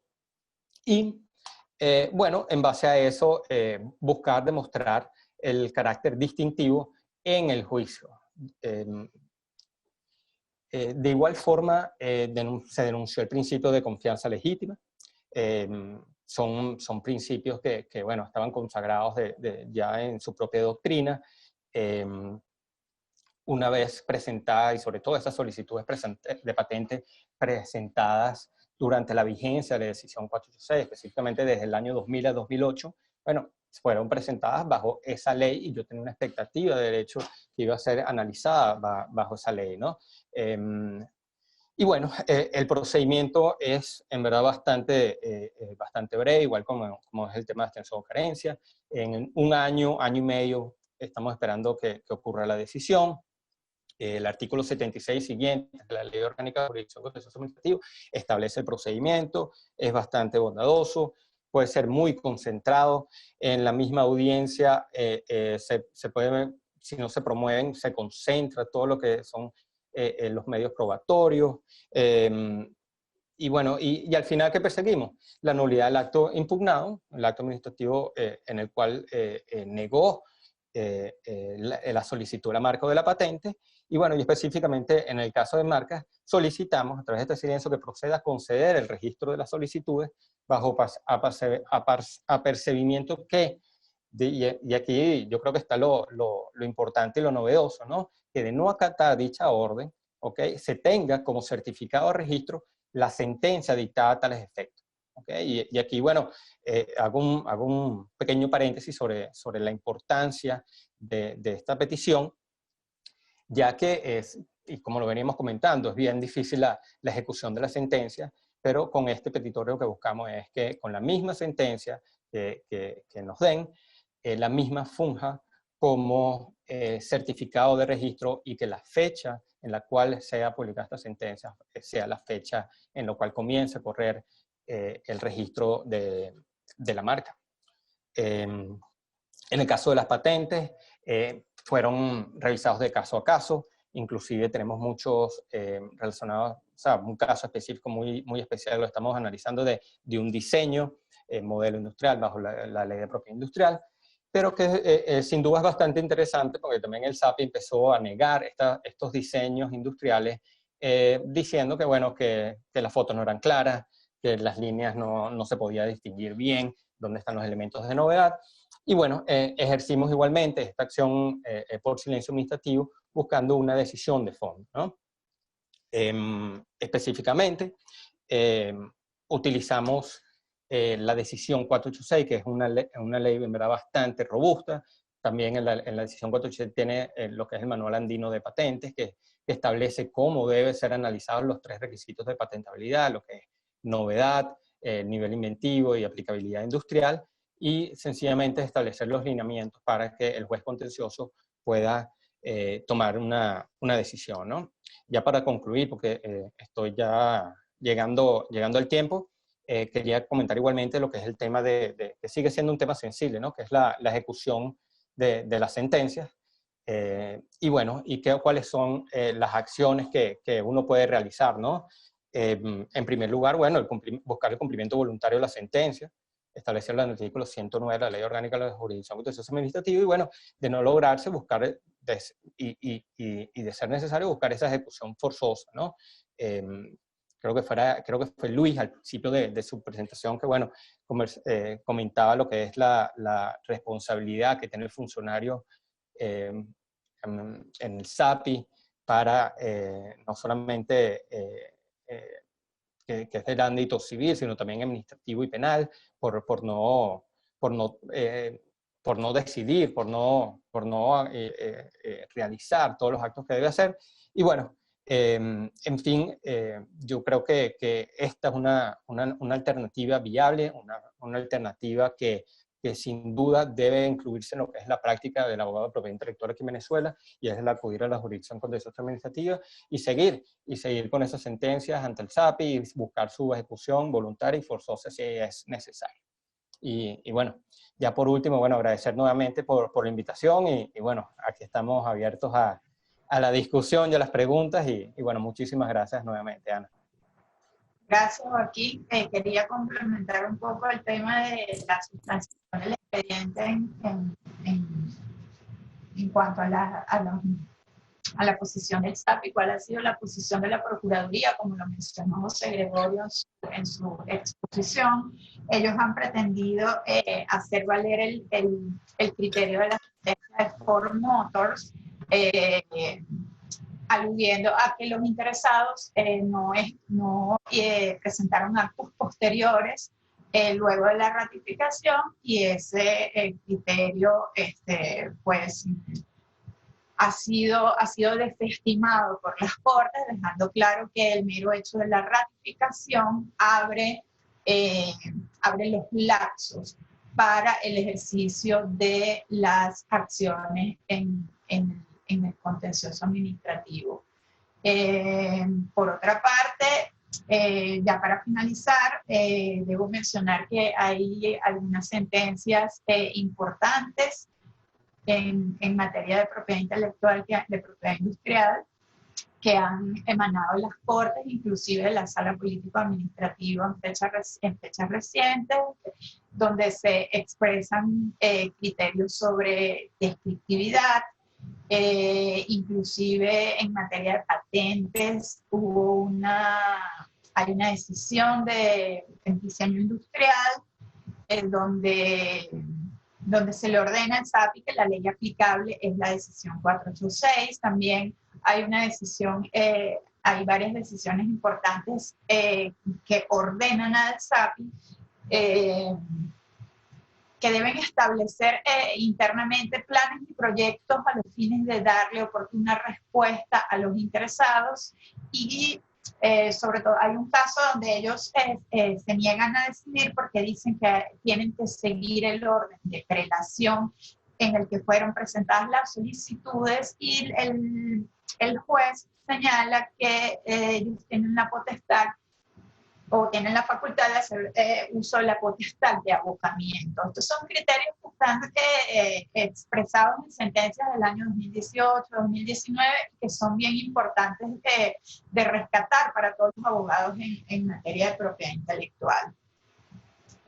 Bueno, creo que hemos concluido nuestra jornada con bastante éxito. Tenemos aquí las preguntas para nuestros panelistas de hoy. Tenemos bastantes preguntas. Vamos a ver, vamos a empezar con la primera.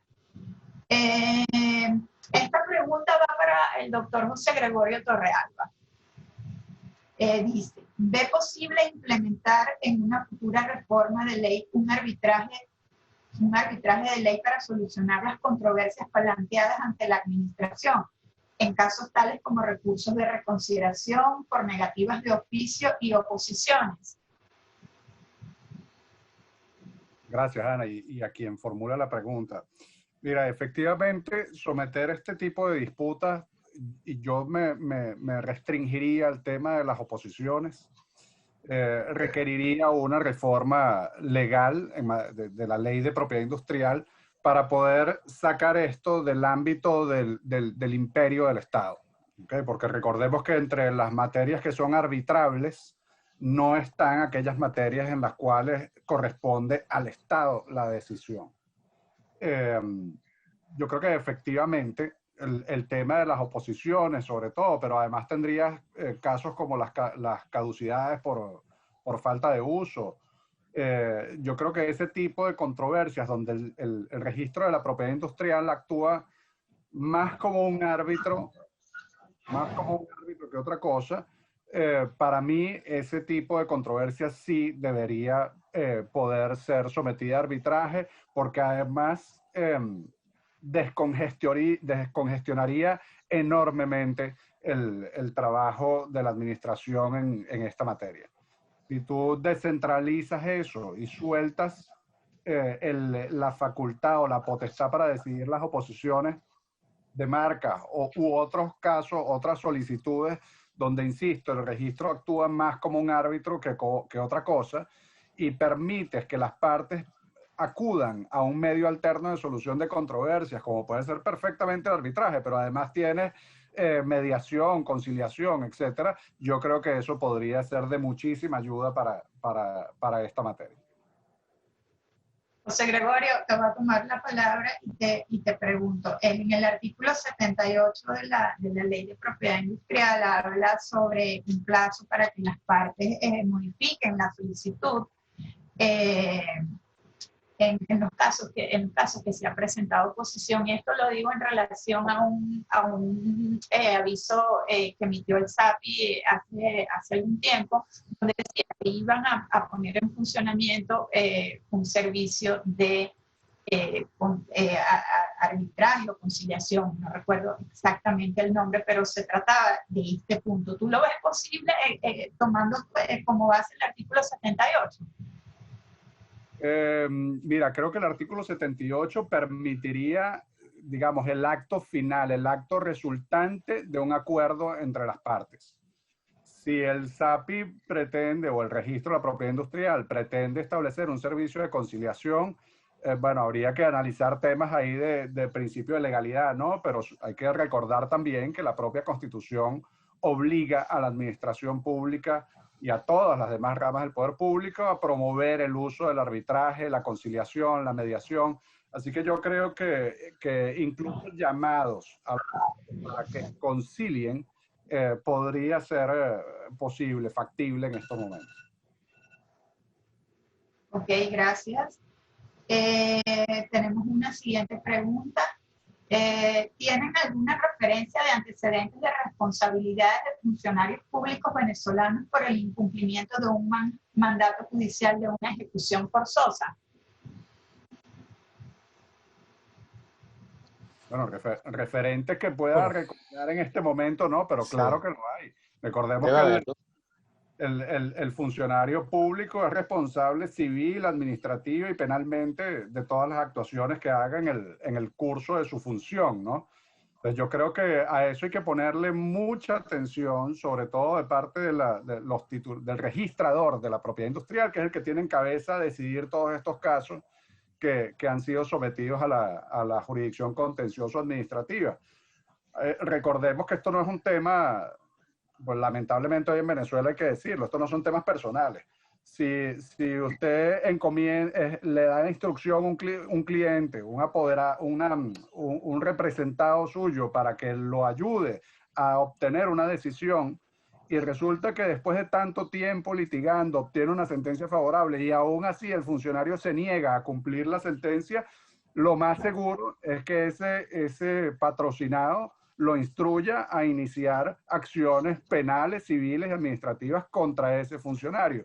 Y ahí hay que decir, el abogado se debe a su cliente. Así que yo creo que el registro tiene que prestarle mucha atención a esa situación que está pasando, que ha venido poco a poco resolviendo, por lo menos en los casos que nosotros hemos visto, efectivamente, pero esperan siempre a que haya un decreto de ejecución forzosa y eso no debería ser.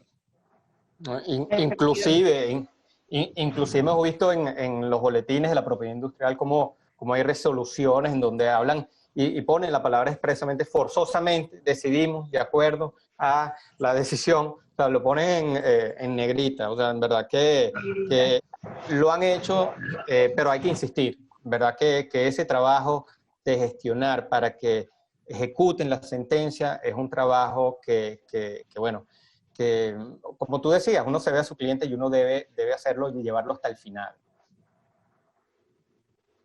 Exacto, hemos visto las decisiones en el boletín, lo que hemos visto son ejecuciones forzosas, pero sin embargo en los últimos boletines hemos visto continuidad en la publicación de ejecuciones forzosas. Ok, Luis, ¿tenías algo que decir?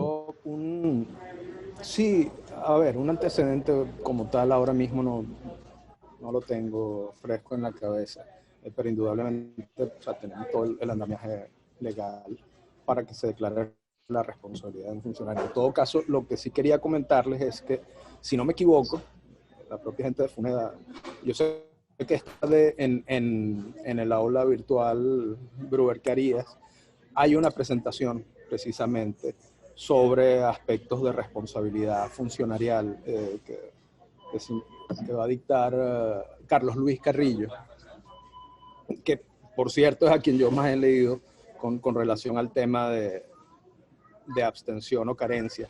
Y el profesor Carrillo va a estar hablando precisamente de temas funcionariales. Los invito de antemano a asistir a esa sesión. Ok, tenemos otra pregunta. ¿Qué podemos decir del ejercicio de estas acciones y la posibilidad que la administración sea obligada a tomar una decisión y el principio de orden de entrada y del derecho de prelación en propiedad industrial? Bueno, creo que ya eso lo mencionamos un poco y creo que los mismos jueces han inquirido al registrador a que tiene que decidir. Hay una sentencia inclusive que dice, en el fallo señala, este caso tiene 19 años esperando por una decisión y no puede usted decirle al administrado que usted tiene un orden de prelación. Debe hacerlo sin necesidad de que haya resuelto inclusive una anterioridad, porque inclusive le recuerda que la interposición de un recurso no suspende los efectos de un acto administrativo. Entonces creo que ahí, si alguno tiene algo que aportar.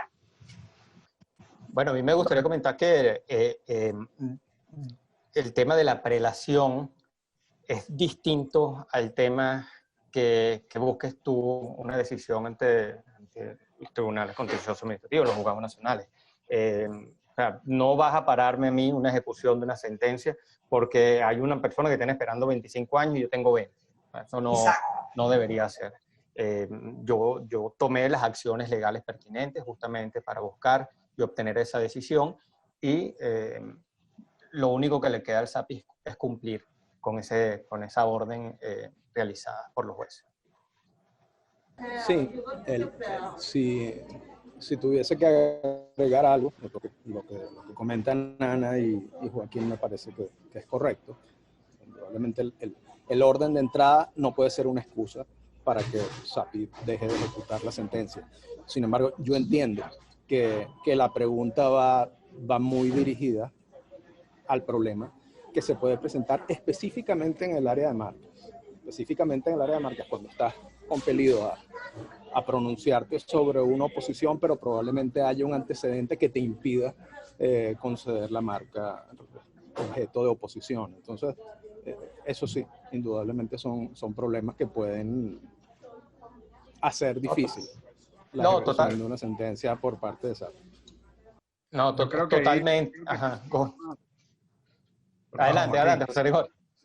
Yo creo que ahí el problema del SAPI no puede estar fundamentado en que tiene o no una marca anterior que lo pueda impedir. No, usted tiene que resolver. Si hay una marca anterior que está impidiendo la resolución de esta oposición o de esta marca, bueno, resuelva la anterior. De una vez. O sea, no puede decir, no, es que tengo aquella pendiente. No, bueno, resuelva también la que está pendiente. Y es que es tan importante. Pero el punto está en que existiendo una sentencia emanada de un tribunal, no hay manera de que el registro pueda alegar un orden de prelación. Hasta por temas de equidad, la justicia funciona para quien actúa diligentemente. Yo creo que eso tiene que quedar muy claro. No hay forma de evadir una ejecución de una sentencia sobre la base de un supuesto orden de prelación. Así es. Me decides todo lo que prela. Me decides de una vez todo lo que prela y este también. Exacto. Exactamente. Ok, aquí tenemos una pregunta para el doctor Torrealba. ¿Es necesario que exista un acto administrativo que ordene ratificar el interés o en caso de no obtener respuesta se puede acudir directamente al contencioso para solicitar respuesta? No, claro, por supuesto. A ver, lo que hemos venido comentando son situaciones extraordinarias. Ya lo decíamos, ¿no? Antes del 2008 no existía un precedente en el cual la administración pública llamara al universo de administrados para que vinieran a ratificar sus solicitudes o sus recursos. Eso no existía. como se dio, digamos, son circunstancias especiales y se aprovechó el momento para ejercer el control judicial sobre esas actuaciones. Pero no, definitivamente, en el transcurso, recordemos que esto, una solicitud de registro de marca se tramita por un procedimiento administrativo. Entonces, si ese procedimiento no tiene decisión en el lapso que establecido en la ley, usted ya tiene abiertas las posibilidades de acudir a un recurso, a una acción por abstención o carencia. Si hubo un recurso de reconsideración o jerárquico, que igualmente pasó el lapso para que le decidieran ese recurso y no hubo pronunciamiento, ya usted tiene también abierta la vía administrativa. No hace falta en realidad que haya una ratificación. Hizo falta para poder reactivar todos esos casos tan antiguos que tenían años, décadas esperando decisión. Pendientes de decisión, exactamente. Ok, una pregunta para Joaquín Núñez. ¿Ustedes han presentado acciones por cada marca o han acumulado las pretensiones de su representado con recursos de abstención o carencia? En los de abstención sí, si todos están bajo el mismo supuesto, lo hemos acumulado. Sí, lo hemos acumulado, una sola acción, incluyendo todas las solicitudes que están bajo ese mismo supuesto. Ya por lo que es por silencio, sí es otra cosa, ya como lo comentaba José Gregorio, un recurso de reconciliación dependiendo de la causal de negativa. Ok, tenemos otra pregunta. ¿Cómo queda el derecho de prelación en aquellas oposiciones cuyos interesados no recurrieron por la vía contencioso administrativa ante las decisiones judiciales que obligan al SAPI a decidir la oposición inmediatamente? Esa ya la respondimos. Ok, ¿cómo queda el derecho de prelación? Ciertamente ya la contestamos. Tuviese que agregar algo, y precisamente para poner de relieve y repasar lo que ya se ha respondido al respecto.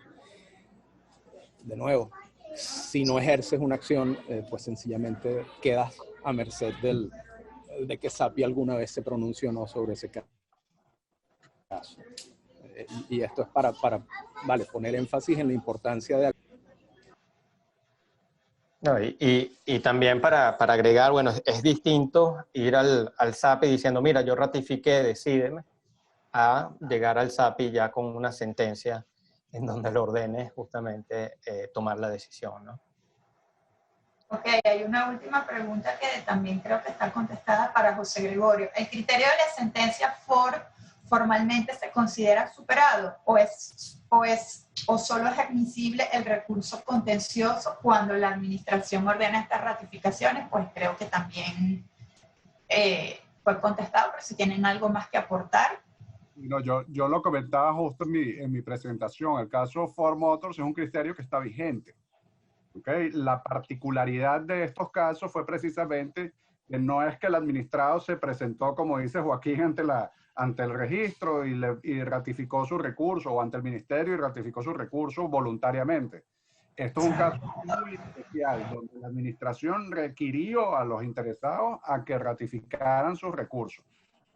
Ahí es donde el caso Ford Motors fue mal aplicado. Pero es un criterio que está totalmente vigente para la definición del silencio administrativo y su tratamiento en la jurisdicción. Ok, tenemos por acá también, si puede facilitar los datos de las sentencias que señalamos, se las van a pasar, esas se las van a pasar por correo electrónico, esos datos de esas decisiones. Compartir la ponencia de los panelistas.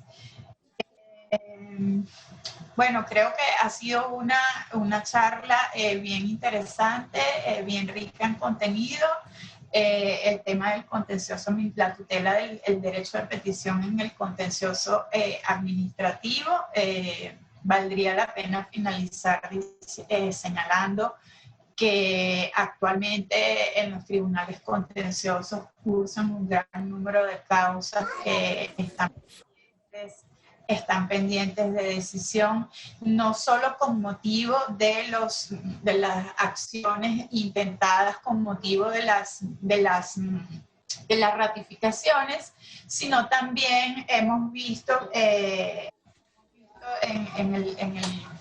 el devenir de lo que está pasando en las cortes, que hay una gran cantidad, hay un número de titulares que han decidido optar por la vía contencioso-administrativa sin agotar la vía administrativa, porque bueno, ya saben lo que va a suceder en la vía administrativa. Y son unos casos interesantes. Son unos casos interesantes que a lo mejor en una próxima oportunidad sería importante debatir. José Gregorio. Diana, es que estoy viendo un par de comentarios aquí hay muchos muy interesantes en el chat, pero hay un par de comentarios que sí me gustaría responder, ¿no? Uno, uno que hace Noemí Andrade. Noemí estuvo además involucrada en los casos del 2008 como secretaria del juzgado de sustanciación de la sala político-administrativa. Ella pregunta básicamente cómo se justifica que se deje transcurrir tanto tiempo, ¿no? O que si es necesario esperar la ratificación, ¿no? Como ya mencionaba antes. Yo creo que esto era sencillamente parte de la práctica de la propiedad industrial, donde había una administración que funcionaba relativamente, y bueno, aun cuando pasaban años, pues las cosas a la final terminaban resolviéndose, ¿no? Yo creo que por eso, en realidad, el contencioso administrativo nunca entró con fuerza a la propiedad industrial hasta ahora. Y eso porque han habido estas situaciones tan excepcionales que, como digo, se han venido presentando. Hay otro...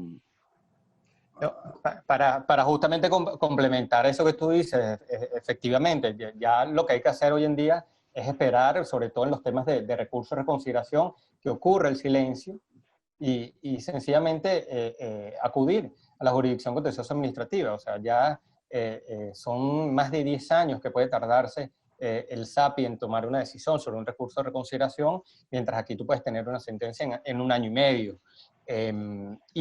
Y así como tú dices, ¿no? Cada vez los jueces contenciosos se van metiendo más en esta materia, que antes era vista como algo extraterrestre, ¿no? O sea, algo en verdad que no era lo común. Y bueno, se ha ido también paso a paso, ¿no? Sobre todo con el tema de la extensión, que es muy fácil de verificarla.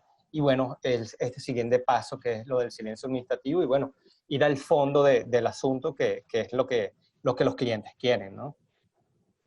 Sí, bueno, sí, de hecho en ocasiones, Perdón, Luis, perdón. Luis. No, que de hecho en ocasiones lo que les iba a comentar es que, al menos del intercambio que uno tiene con algunos colegas, encuentras que en ocasiones optan por agotar la vía, entre comillas, por agotar la vía administrativa, en el sentido de presentar un recurso de reconsideración casi que a beneficio de inventario para que conste en el caso de marcas, para que conste en la cronología que está reflejada en WEPI y para que el estatus de esa solicitud no quede como definitivamente denegado, supongamos, si es el caso de una marca negada. En muchos casos hay gente que intenta el recurso de reconsideración solamente esos efectos porque están claros en que no van a tener una decisión en un tiempo, o sea, no la van a tener. Bueno, creo que por último nos queda señalar que ante la publicidad que se ha hecho en el Boletín de la Propiedad Industrial de las ejecuciones forzosas de las sentencias que han emanado del contencioso administrativo, pues habrá que ver que otras decisiones también esté decretada la ejecución forzosa. No hay pronunciamiento del SAPI que puedan desembocar en una demanda por responsabilidad del funcionario público, que sería una bonita ocasión para otro debate en este sentido. Muchas gracias a todos por su participación, excelentes panelistas. Muchas gracias, Luis, agradecida a José Gregorio, excelente Joaquín. Les dejo entonces con José para el cierre y agradecida con toda la audiencia. Gracias, Ana. De nuevo, en nombre del colegio, quiero agradecer a los panelistas y a la moderadora por tan interesante y completa charla en el día de hoy. Para nosotros siempre es un honor contar con profesionales de su valía y con exposiciones tan claras y tan puntuales sobre esos problemas que nos vienen aquejando desde hace tantos años. Para cerrar, les recuerdo que nuestra próxima charla será el próximo 15 de septiembre y tocaremos otra de las aristas del derecho intelectual y la necesaria tutela que requieren estos derechos.